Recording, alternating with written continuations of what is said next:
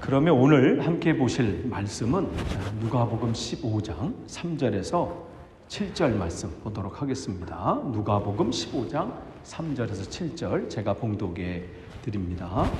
예수께서 그들에게 이 비유로 이르시되 너희 중에 어떤 사람이 양 100마리가 있는데 그 중에 하나를 잃으면 99마리를 들여 두고 그 잃은 것을 찾아내기까지 찾아다니지 아니하겠느냐. 또 찾아낸즉 즐거워 어깨에 메고 집에 와서 그 벗과 이웃을 불러 모으고 말하되 나와 함께 즐기자. 나의 잃은 양을 찾아내었노라 하리라.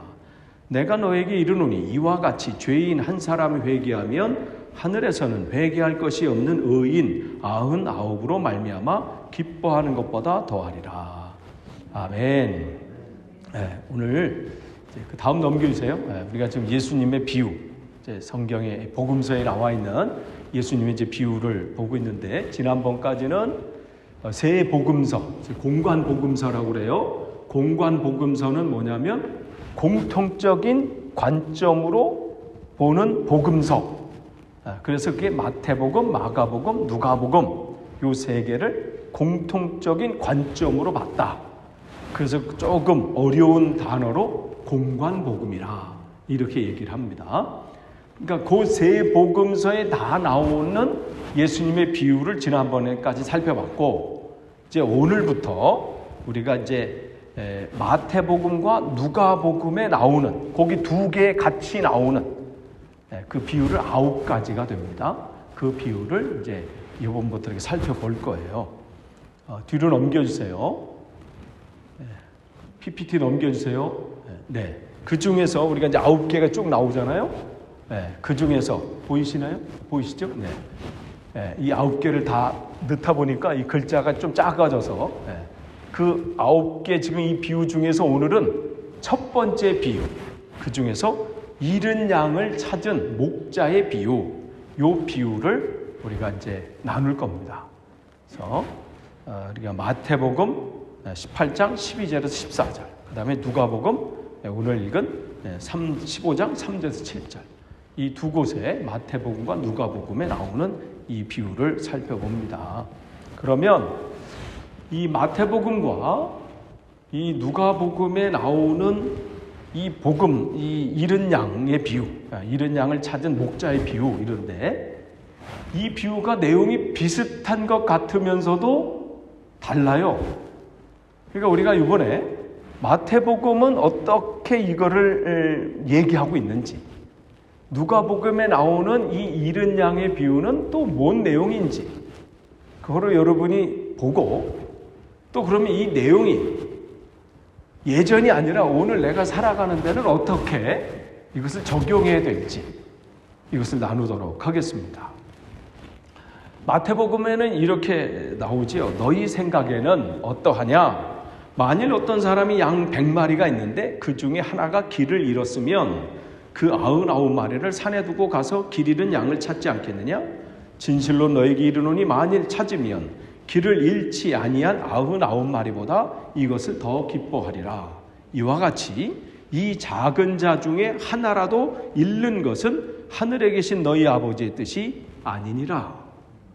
비슷한 것 같으면서도 조금 다르죠? 내용이? 그러면 뭐가 다른지를 먼저 이렇게 살펴볼게요. 왜냐하면 마태복음의 저자 마태하고 누가복음을 쓴 그 누가가 이 처해진 상황이 다르기 때문에 그래요. 그래서 그냥 무턱대고 우리가 성경 읽으면서 이건 마태복음에 나온 내용인데 이건 누가복음에 또 나오네 하고 이렇게 스킵 지나버릴 게 아니라 그 내용을 우리가 살펴볼 필요 있어요. 그러면 이걸 우리가 이해하려면 이 복음서, 이 마태복음 요 18장 요 잃은 양의 비유하고 누가복음의 요 잃은 양의 비유 첫 번째를 뭘로 시작하느냐를 봐야 돼요. 성경을 한번 찾아볼게요. 누가복음 15장 1절 한번 찾아볼까요? 1절, 2절. 누가복음 15장 성경 한번 찾아보세요.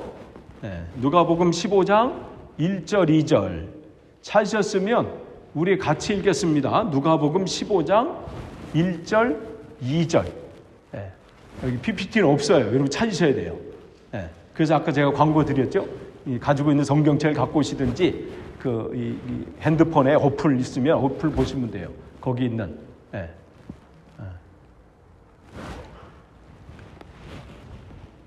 그러면 우리 같이 읽습니다. 누가복음 15장 1절 2절 시작. 모든 세리와 죄인들이 말씀을 들으러 가까이 나오니 바리새인과 서기관들이 수군거리 이르되 이 사람이 죄인을 영접하고 음식을 같이 먹는다 하더라.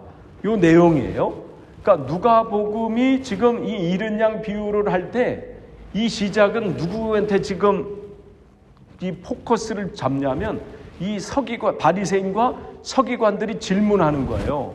왜 당신은 같은 랍비로서, 예수님도 이제 랍비니까 그들의 입장에서 볼 때는 같은 랍비로서 어떻게 죄인들, 그러니까 이들이 볼 때 죄인들은 어떤 사람이냐면 하나님 앞에 저주받은 사람을 모두 다 죄인이라고 그랬어요. 그 얘기 뭐냐면 가난한 사람들도 죄인이야. 왜냐면 하나님 앞에 복을 받지 못해서 가난하다는 거예요.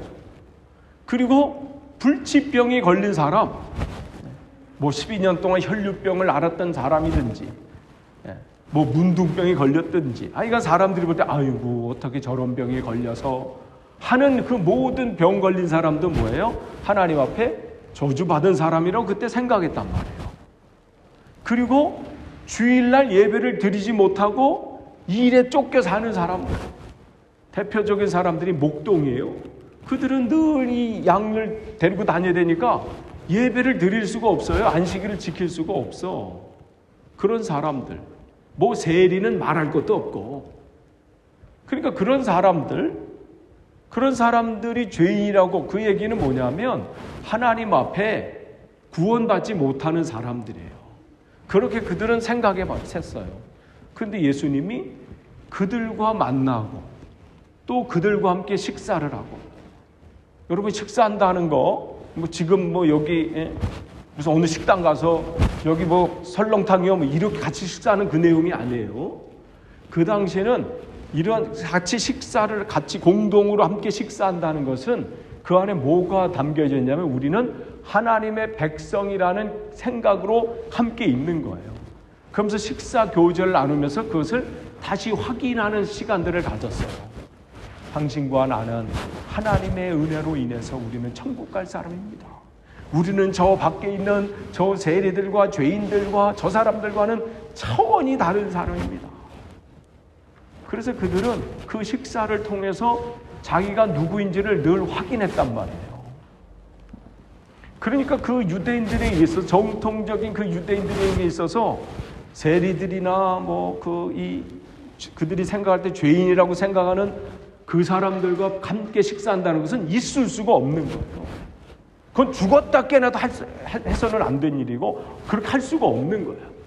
그런데 예수님이 그들을 같이 웰컴하고 그 다음에 그들과 같이 식사하고 뭐 친구가 됐다고 그러고 뭐 이렇게 하니까 그들이 질문하는 거예요. 당신 지금 뭔 짓 합니까?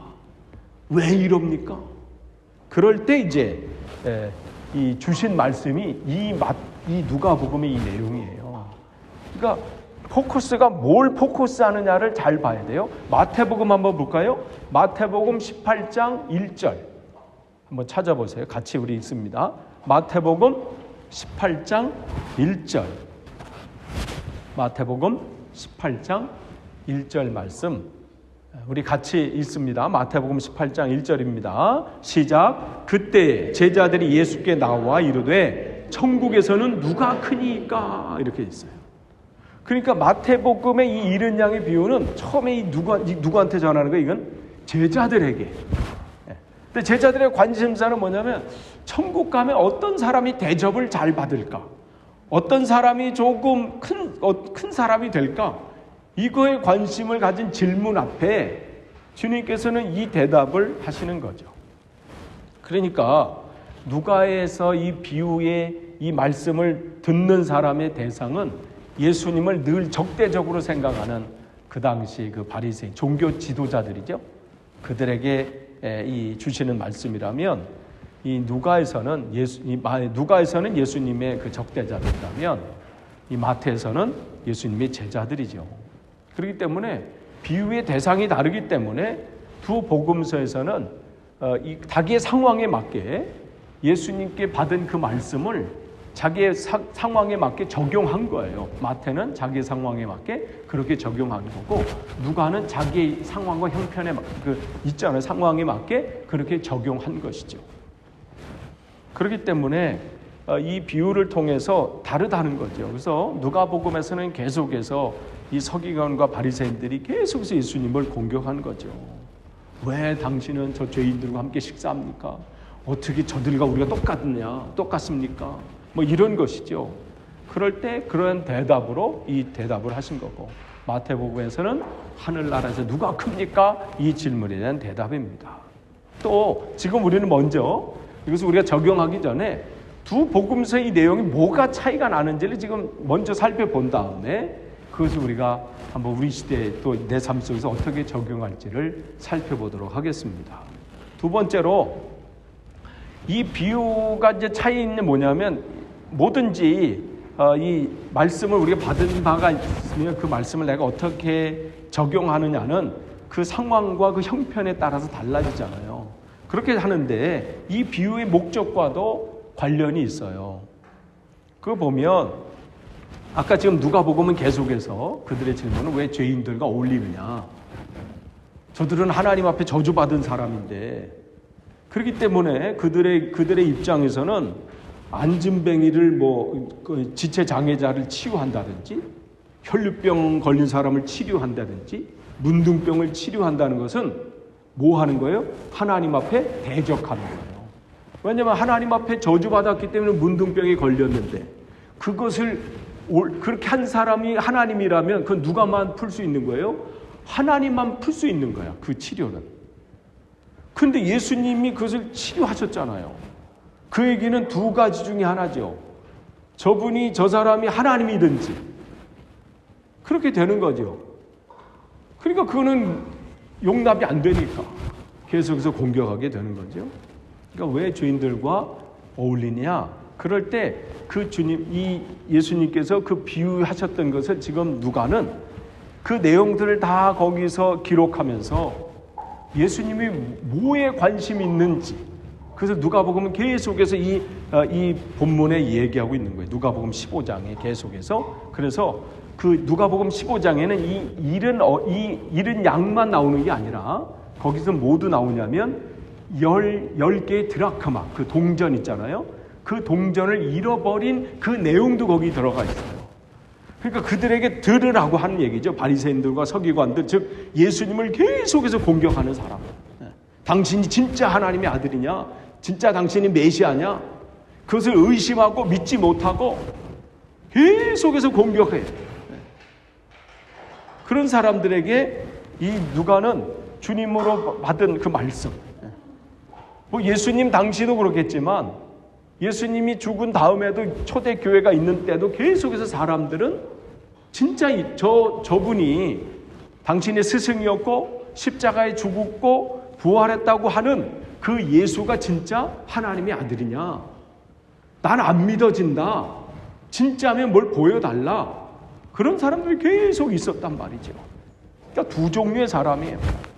한쪽은 그 말씀을 믿고 그 은혜 가운데 누리면서 살고, 그러니까 계속해서 지금 누가는 그 사람들에게 예수님이 왜 오셨는지를 얘기해요. 그래서 10개의 드라크마, 그 동전을 잃어버린 여인이 있는데 그 사람이 그걸 막 찾으려고 막 했었다.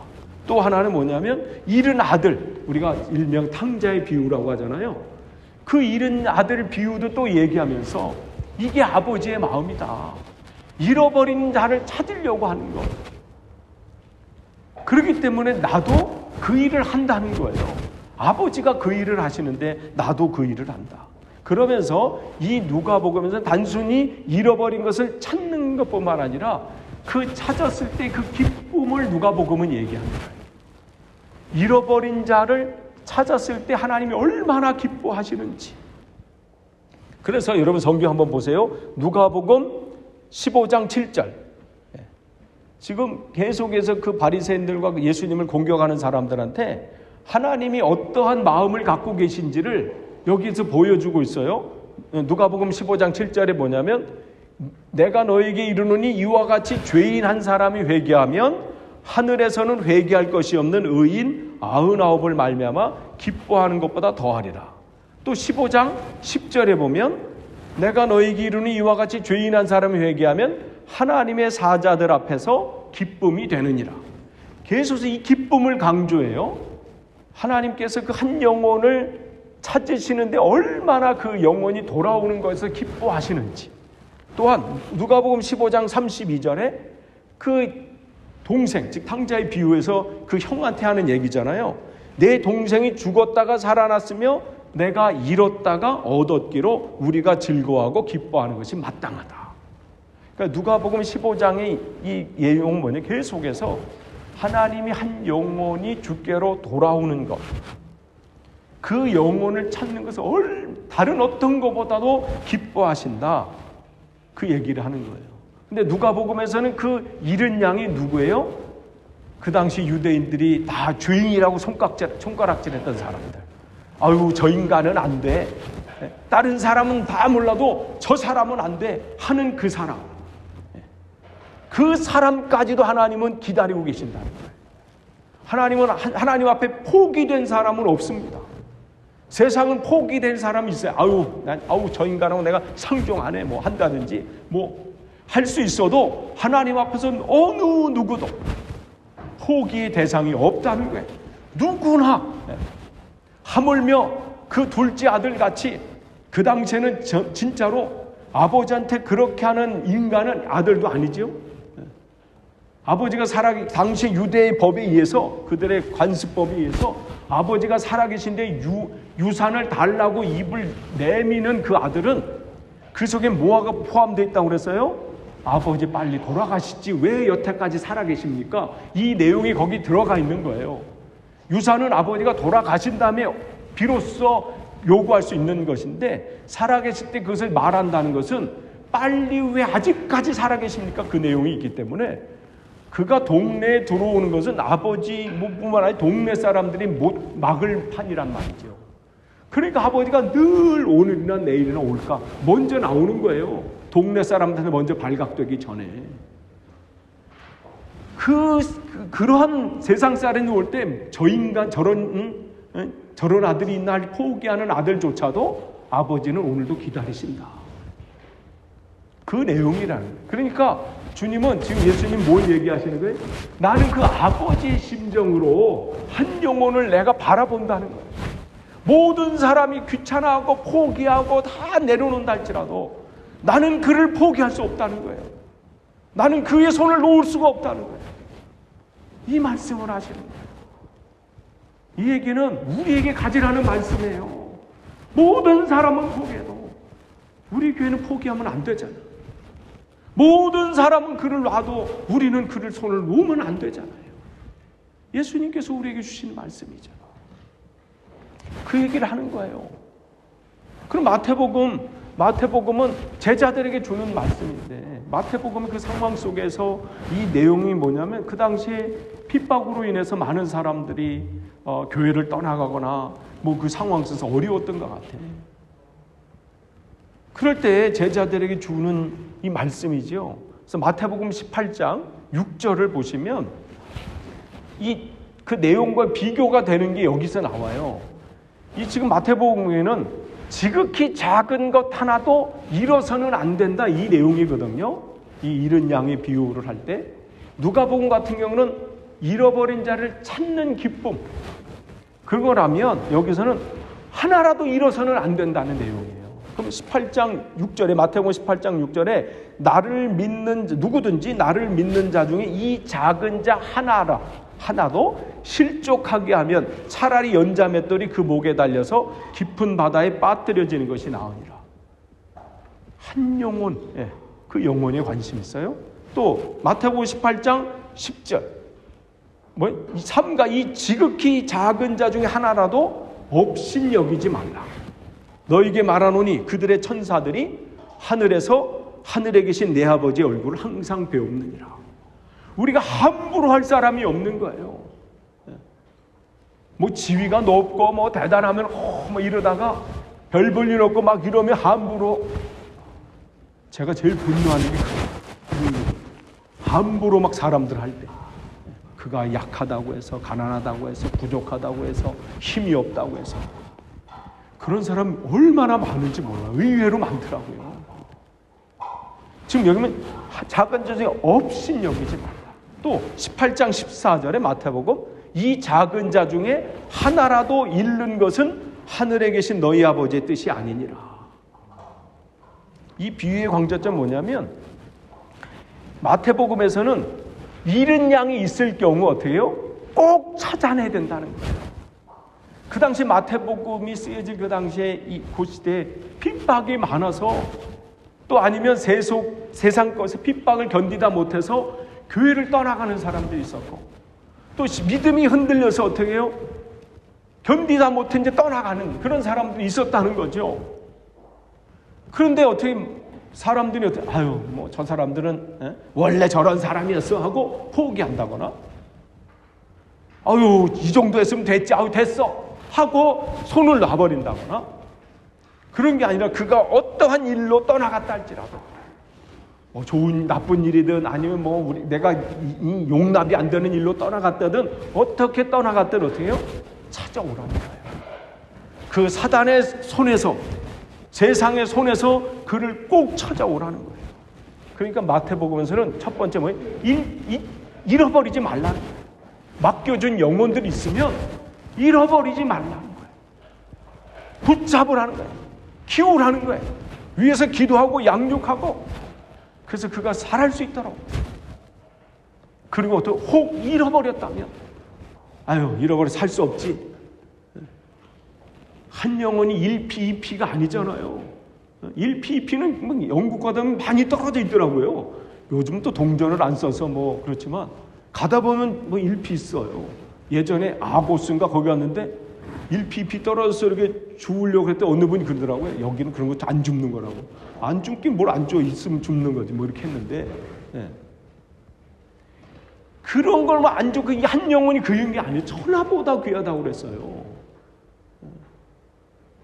여러분이 생각하는 가장 귀한 것 그보다 더 그것을 여러분 잃어버렸다고 한번 생각해 보세요. 밤잠을 못 잘걸요. 그런데 주님께서 잃어버리고 꼭 찾아내라. 그 얘기를 누구한테 하는 거예요? 제자들에게 하는 거예요. 마태복음. 예수님 제자들에게 또 교회 친구자들에게 얘기하는 거고 먼저 믿는 우리들에게 얘기하는 거죠. 우리에게 영혼을 맡겨줬으면 잃어버리지 않도록 잘 양육해라. 잘 그들을 돌봐라. 그리고 그가 혹 잃어버렸다면 애통함으로 다시 찾아가고 잃어버리면서 또 찾아냅니다. 그 말씀을 하시는 거예요.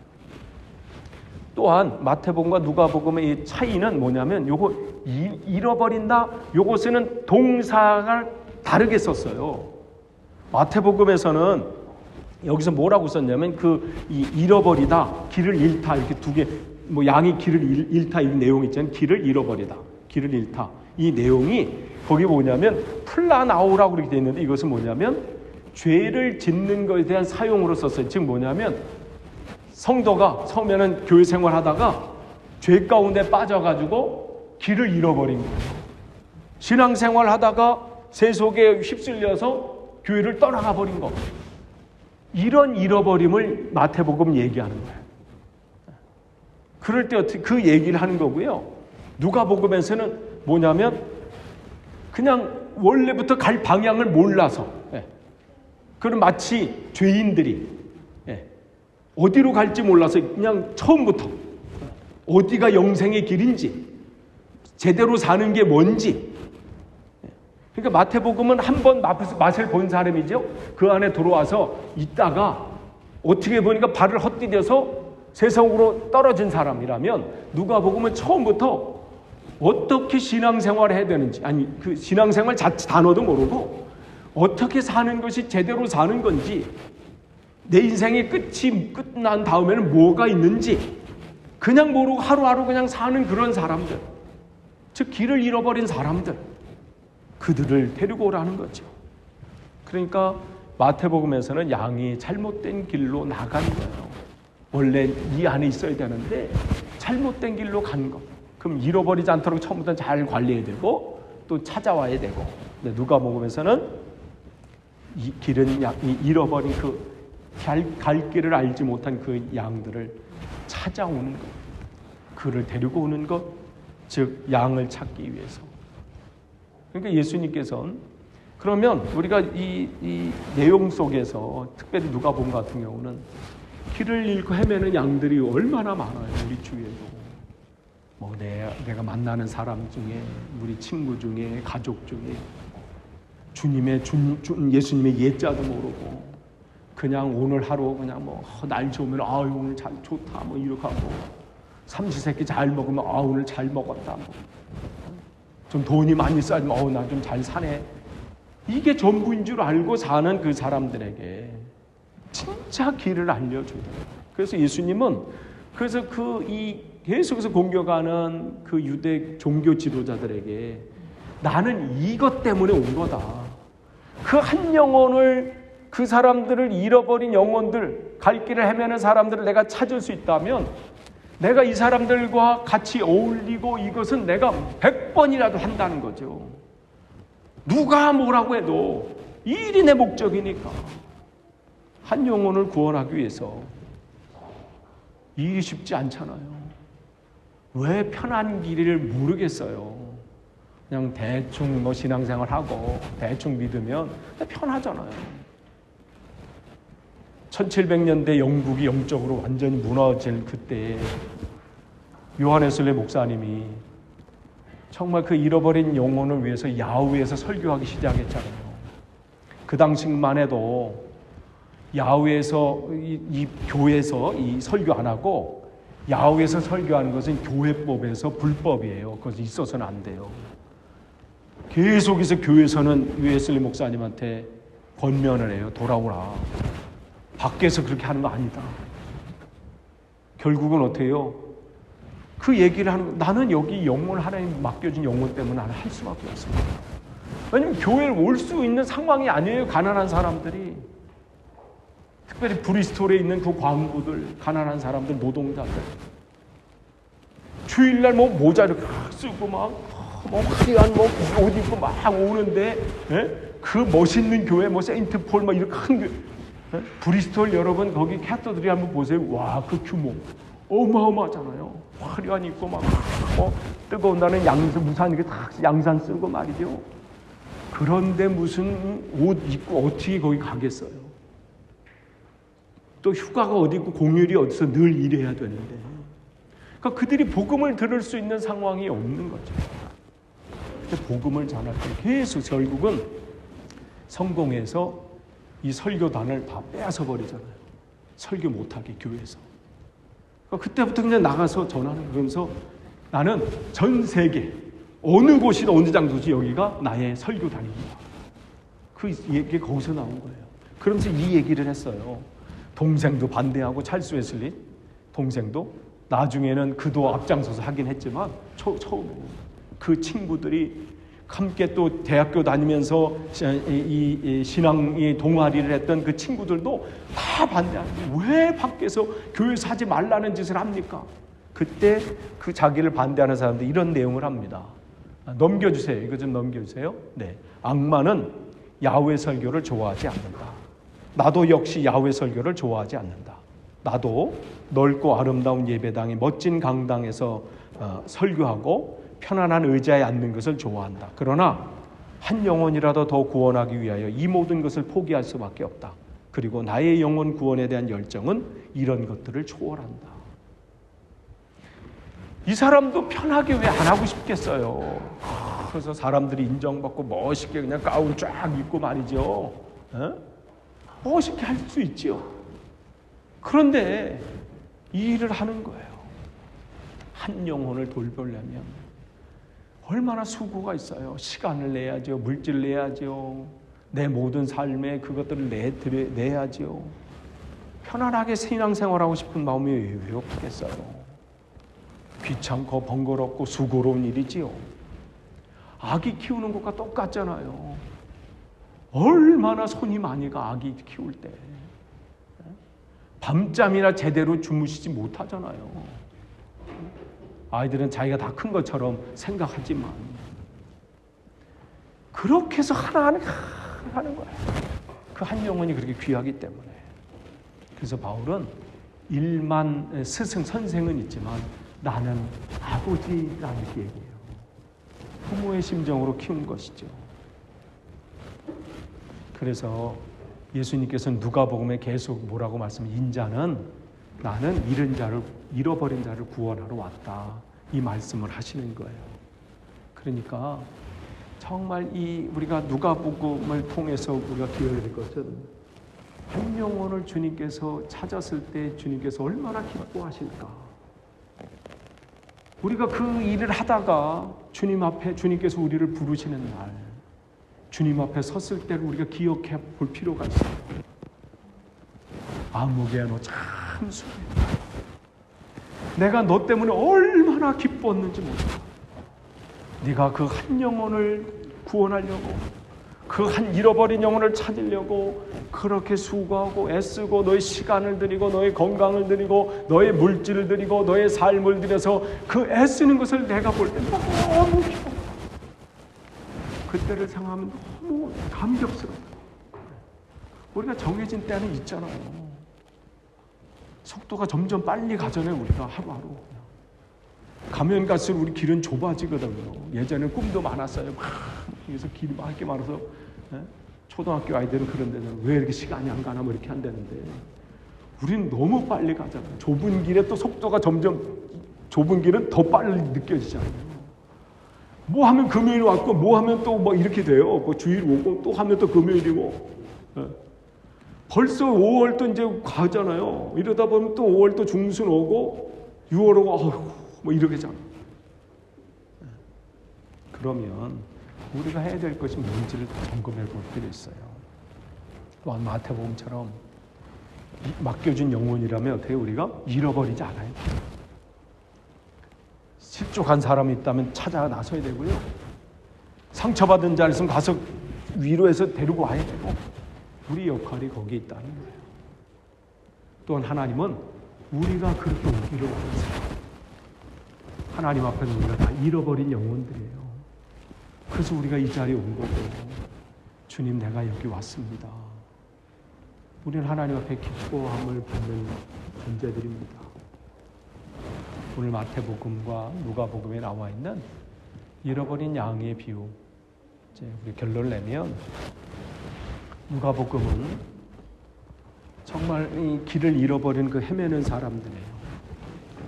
정말 이 인생의 끝이 무엇인지도 모르고 예수님의 옛자도 모르고 그냥 이 세상이 전부인 줄 알고 여기에 빠져드는 사람들, 그 영혼들을 찾으시는 것이 하나님의 마음이에요. 우리의 마음이 거기가 있어야 돼요. 그 영혼이 돌아올 때 하나님은 너무 기뻐하신다, 이 말씀을 해주시는 거예요. 또한 마태복음의 내용처럼 우리에게 맡겨진 영혼들이 있어요. 그게 자녀도 맡겨진 건데요. 그 영혼이 잃어버려서는 안 되잖아요. 나는 열심히 신앙생활 하다가 나는 하나님이 부르시면 가는데 남겨진 이 자녀들은 어떻게 할 거예요? 우리가 새벽 기도회 때 사사기 말씀을 나누는데 그 오늘 2장 말씀의 내용이 뭐예요? 여호수아하고 그 당시에 있었던 지도자들이 죽고 나니까 하나님 말씀이 단절이 돼서 하나님을 알지도 못하고 하나님이 과거에 우리 백성들에게 뭘 했는지도 알지 못하고 그러니까 자기 생각대로 살잖아요. 잃어버린 거예요. 그래서는 안 된다는 거예요. 우리 자녀들 잃어버려서는 안 됩니다. 잘 먹이고 입히고 뭐 하는 거 좋아요. 그러나 어떻게 영적인 유산을 남겨줘야 돼요. 그게 안 잃어버리는 거예요. 위에서 기도하고 그 아이들이 기억 속에 남길 만한 것을 알려주는 거예요. 어머니의 기도 소리, 하나님의 어머니의 그 말 성경의 소리, 읽어주는 소리, 이것들을 남겨줘야지. 또한 잃어버린 영혼이 있다면 찾아 나섭니다. 아무쪼록 저와 여러분이 우리가 그 사명 온전히 감당하기를 간절히 축원합니다. 자, 기도하겠습니다. 하나님 감사합니다. 오늘 하나님 말씀을 나눴습니다. 지식으로 끝나지 않고 우리가 행함으로 주님께 영광 돌리도록 인도해 주옵소서. 잃어버린 영혼 우리 주위에 있습니까?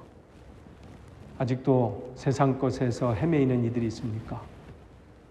내가 가는 이 길을 갈 수 있게 하시고 또한 내가 아직 주님을 찾지 못했습니까?